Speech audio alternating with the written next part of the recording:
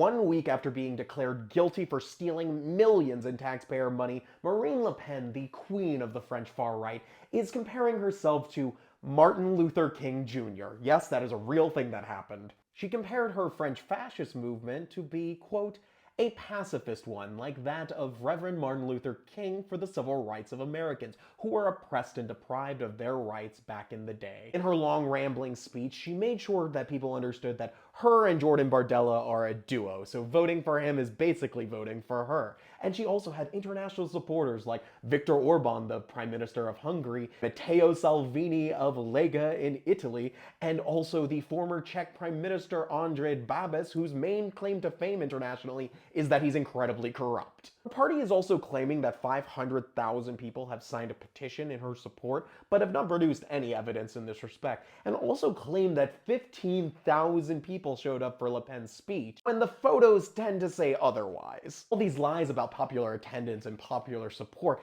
come a little hollow when you realize there were two other major rallies in Paris at that time by the opposition on the left, and they were clearly much bigger. So much so that Mélenchon decided to take to Twitter to brag about it. And this all comes the day after the global hands-off protests against the far right, Trumpism, Musk, and all of the reactionary politics and fascism taking root around the world. The idea that Marine Le Pen, a criminal who stole millions in taxpayer funds, is suddenly the center of popular support only exists in the minds of the international far right, and the big boosters like Elon Musk and Donald Trump who continue to support them. But Rassemblement National is not backing down and is continuing to go with Le Pen, thinking that they can get lucky with enough pressure and media attention, they can convince other political parties to back down. And looking across at the world and how everyone's responded to the far-right rise, very few countries, very few governments have actually stood up to them.